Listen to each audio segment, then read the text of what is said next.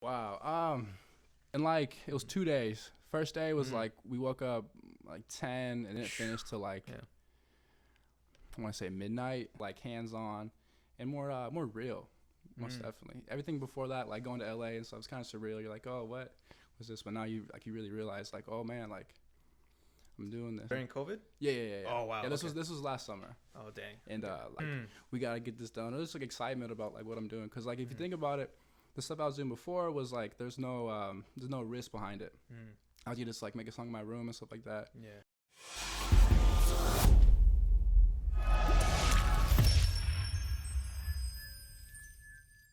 Welcome everyone back to the podcast. We have a special guest, which is Church Hill. He also has a single out and also a YouTube video for it as well that is called Cherry Cola. And Church, I wanted to ask you, what made you want to create a song called Cherry Cola? Cherry Cola. I mean, I was going through like a lot of videos, like old YouTube videos and like old movies and stuff over quarantine, like the whole like 50s aesthetic and stuff like that. And it seemed like the whole like cherry pop and soda, that's like diner theme and stuff like that. So I was just trying to like capture something that's like super old and nostalgic and put my own little twist on it, something modern. So it was like 2020 in a diner type song. That's my interpretation of it, at least. Yeah.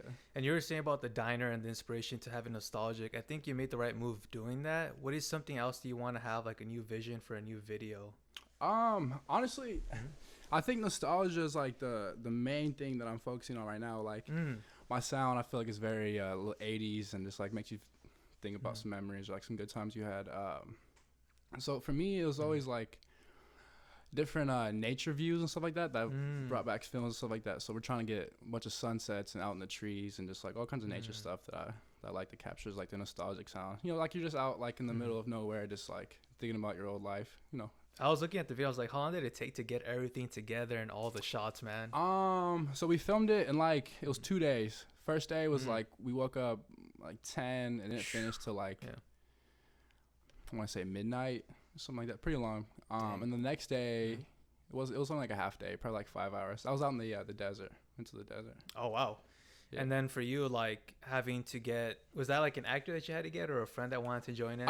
Yeah, she we had like a bunch of different models looking at for the video, but the actor in the video, she's my director's friend, and we reached out to her and showed her the song, and she liked it, and you know, ended up wanting to be on it, so it all worked out. So very cool, man. Yeah. And what was like the creative process behind just creating Cherry Cola as well? Cherry Cola. Well, at the time when I was going through like the experiences making the song, I was in Montana. Oh wow. Okay. I went to college up there for dope. like 2 weeks. I was the first one in my family to go to college, and I was lasted for 2 weeks. Sorry, it Mom. happens. It's all right. Yeah. So I was up there, and I'm just like I said, thinking about like the nostalgia stuff, and I'm in the middle of the woods, and you know how to. So yeah, I went through some stuff there with the girl, and just like you know finding myself my first time out in the open, like in the grown up world, leaving the family and stuff. So I went through all that, and on the drive home, I was thinking about like whenever like I'll miss your Cherry Cola because I'm leaving whatever. Yeah. But the girl up there, what she had said to me is that I don't want to fall in love with you. Oh right? wow. We had like a little conversation like that before I left, and that those words just like stuck with me because it's like the opposite of what everyone says, you know what I'm saying, what everyone wants, and I don't know, kind of just fit perfectly into the little Cherry Cola, I guess. Into the whole scheme of things. And just even hearing about your 2 weeks in college, was it, you feel like it just wasn't, it didn't provide anything for your musical career, or what happened there? I mean, I struggled with the online aspect of it as well. Oh, gotcha. And it was like I was in my dorm room. This online. is during COVID? Yeah. Oh wow. Yeah, this was last summer. Oh dang. And like I'm kind of like a grandpa with technology and stuff like that, so I'm trying to figure out what different websites to turn in my homework and stuff like that. And earlier that year, I just got a manager and stuff like that, and I became Churchill last year, and I started making the music that I liked, and things started to like, you know, pick up a little bit, and I visited LA, and like I started to, you know, branch out and work with producers and stuff like that. So there was a moment where I was just up there about to turn in this essay that I spent like a week writing it and like freaking out about, and I couldn't figure out how to turn it in. And I'm thinking like, dude, like what am I doing here? This makes no sense. So called my mom, talked to her about it, and then we just slowly decided to move out here. And how do you feel like that decision has affected you since you just said, you know what, I want to focus on my music? Wow.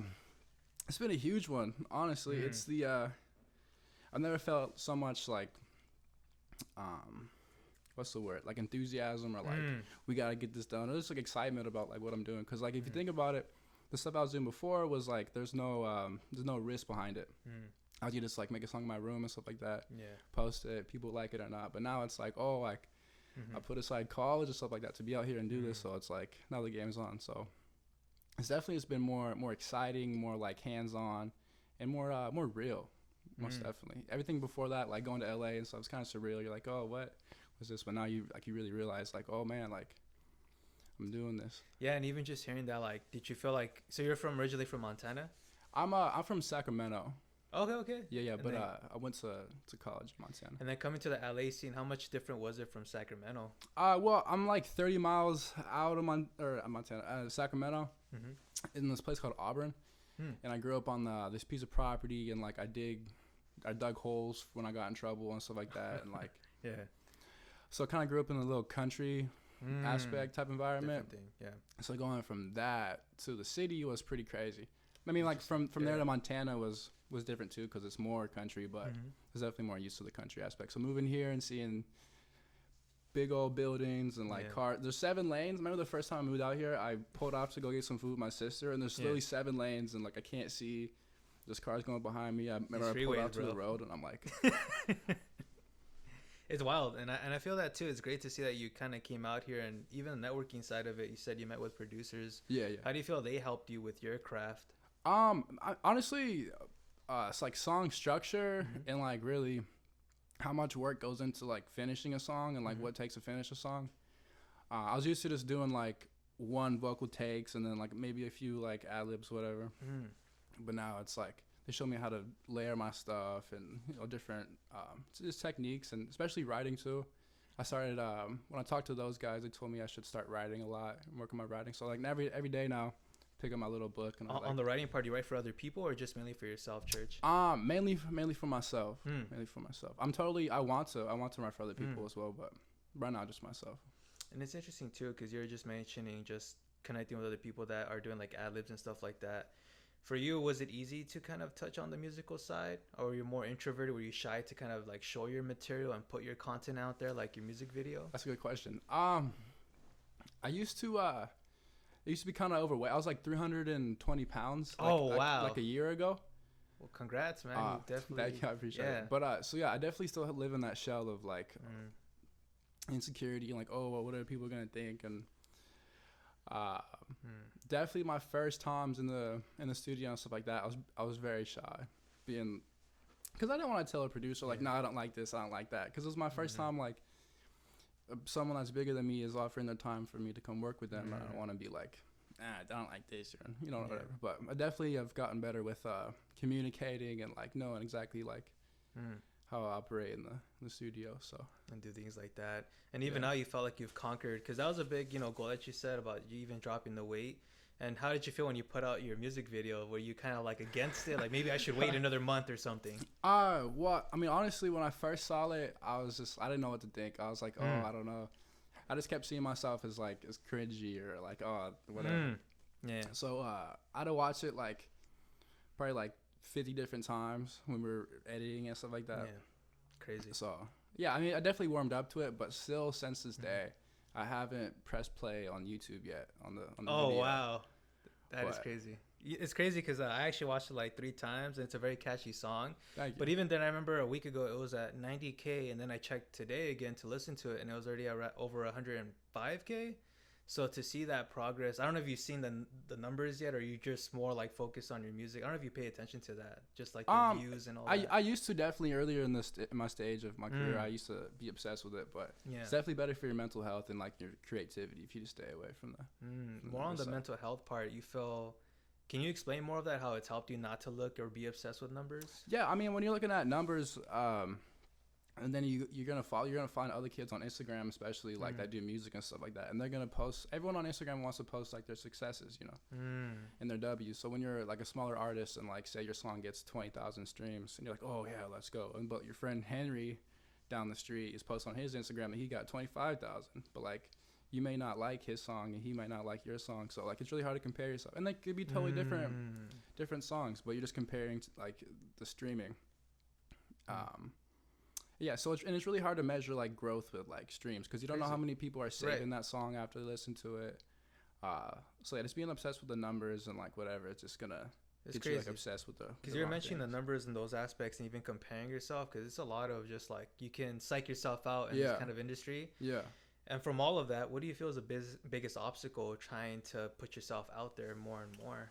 Honestly, just being like confident and solid in like you and like what you do, because like the people that are successful have got successful by doing their own thing, you know. So once you finally like become comfortable and branch out, because like I was making rap music. Oh wow! Like a year ago, and I was just like what everyone wanted to hear, you know what I'm saying? But it wasn't what I wanted to make, you know. So yeah, I had to lose the weight and get like confident in myself and be like, all right, it doesn't matter if people don't like this, like I like it. So that was like the biggest part, and finding your sound too. Definitely, like something that you do and that you add to the song that makes it uniquely yours, and like no one else can hear it. You know how like you can just hear a Juice WRLD song. That's like, oh, that kind of sounds like Juice WRLD, like the same type of beat, whatever. Right. It's yeah, definitely finding your own sound and what makes it like unique to you. What's so cool is like just even from you saying like to gain that confidence, what advice would you offer to the young artists trying to gain that confidence to be like, this is my noise, this is my brand? Wow, I honestly, if I could go back to like little like 17-year-old Mike, I'd just be like, keep going, bud. Like you have no idea what's about to happen to you. Just keep going. Like you have no idea. You're almost there. And I think I like that you're saying your 17-year-old self, and even having to continue to be where you're at now, Church. Do you feel like who was your support of group of friends that helped you just push along, or was it just mainly within yourself that you kept pushing and being motivated? About 3 years ago, I found this group of friends on SoundCloud. Oh. And like we all made music together. Some of them are producers, whatever. We'll have this big group chat together called the Smoothie Boys. So like my friend Drinkwater Shane's in there. He's an artist too. Or like Nash, or just like really smaller SoundCloud underground artists that definitely. I showed them like all my unreleased songs, and like when I make something, I'll make sure I send it to the group chat and see what they think. Wow. But yeah, it's like 3 years later, and we're all doing our thing. So. That's cool. And just even thinking about how important it is to have that kind of support. Oh, yeah, for sure. And what do you guys do? Is there something that you guys kind of share with each other saying, hey, keep up the hard work, or any like words of affirmation, anything like that? Yeah, I mean, we all get down on each other for like, not on each other, but we all get down for having like writer's block, or, you know, feeling like they're not going to be successful, or like comparing themselves to other people. So it's usually just like the same advice like that. Like, you know, just know yourself, trust the process, and yeah, most definitely. And I was gonna say, what mindset is required for you to just kind of grind it out with what you're doing right now? Because I seen videos of you too, man, just kind of recording and doing your thing and trying to still enjoy it, you know, not treat it like if it's work. Because when it gets to that point, then it's kind of like well, exactly what you said. You just gotta have fun with it. I mean, you can't expect to create a hit and like an awesome song that's gonna give people joy if you didn't have fun making it. That's true. It's true. Do you ever listen to your song while you're driving? Oh, I'm my favorite artist. There you go. Every time I'll hop in the car, I'm playing some new Church for sure. And I would say for your networking tips, what would you? I mean, right now, actually, speaking of that, like, how much difficult was it for you to network with COVID, bro? Like, I know everything's like shut down, or even trying to go perform too. I mean, honestly, all the network I've been doing so far is like online through you know, social media apps, whatever. My manager actually found me through TikTok. Oh wow, you have a TikTok account? I mean, yeah, I do. I post like some stuff on it, but how he found me, I was just we actually have a family friend that works in a label somewhere around. Oh, very cool. But I had the opportunity to send her like a few of my songs like in January last year, and she showed me to a person like in her label, and he gave me some feedback. He's like, hey, this is super cool, but like we can't really do anything with you because like you're nobody. And he gave me like a few tips, and one of the tips he says was to start using TikTok. So I was like, all right, like I guess I'll listen to this guy. So I started paying people to use my TikTok or my TikTok sound, and eventually I found this kid named Jamie from the Bay Area, and I paid him like, you know, like $10-15 to do a video. But my manager's from the Bay Area, and he was back home visiting his family, and it was just on his For You page, and I had like maybe 300 followers on Instagram.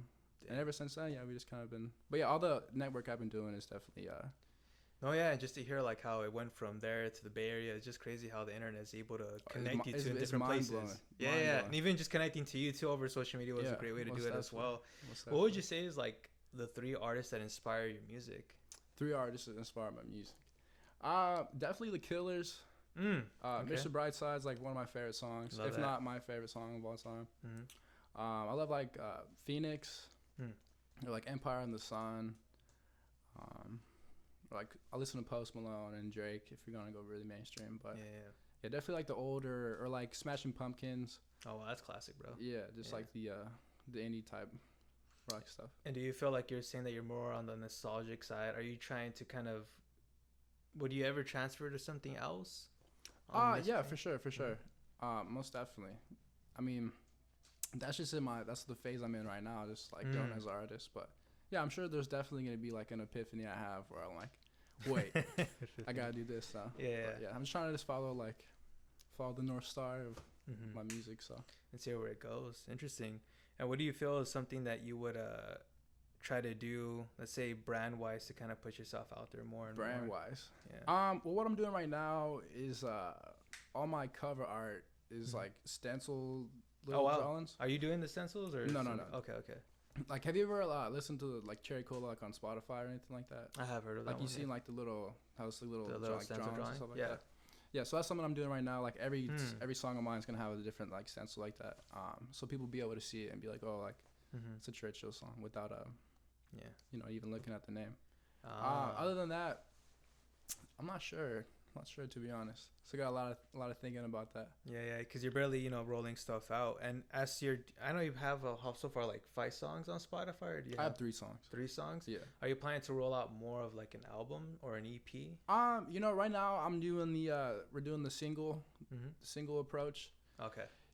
People are more likely to listen to one song of yours than like an entire album if they don't know you. And I'm still like a new artist, so if like for me to drop like a 7-song EP or album, it's like, I don't know, they can pick the song they don't happen to like, And then just, it's crazy because I just think of how the industry has changed over the years. Before it was like someone can enjoy a whole full album, but now people are moving on so quickly. It's like the singles approach is a lot better. It's pretty nuts. And like every time I drop a single, like I do better and better. So that's true. You're able to reflect on that. And how do you critique your work when you're just like examining your music or you have a song that's complete? I listen to it probably like a million times before it comes out. I'm seriously the most picky dude ever. Like I hear some people say they can make a song in like a day or like half a day, and I'm like, oh, that's insane. It takes me at least 2 weeks to find like a finish, because I gotta go over everything. I rewrite a bunch of stuff. I gotta make sure all the different things are perfect. But yeah, Swiftly just like super critical and like crazy. Yeah, honestly, it's kind of bad, but it's working out. I was even thinking about too. You're mentioning about how you were started on your rap career. How did you go from there to what you're doing now? I mean, honestly, just like my influences, like the music I was truly listening to and truly brought up on, and that made me like, feel goosebumps and think about life. I was just even thinking of it too. It's just like, I'm sure even for your upbringing, there's a lot to it, because I know you started out with the rapping side of it. And I'm sure it was like maybe you said you had like a group too that you were together with, right? Was that originally like a rap group? No. We weren't like a group or anything. We were just like a bunch of friends that knew each other. More like a collective type thing. Gotcha. Well, that's cool, man, to actually hear that you're actually going ahead and do that. And the biggest thing too is just of your character, man, that you went from, like you're mentioning last year, you're a lot on the heavier side.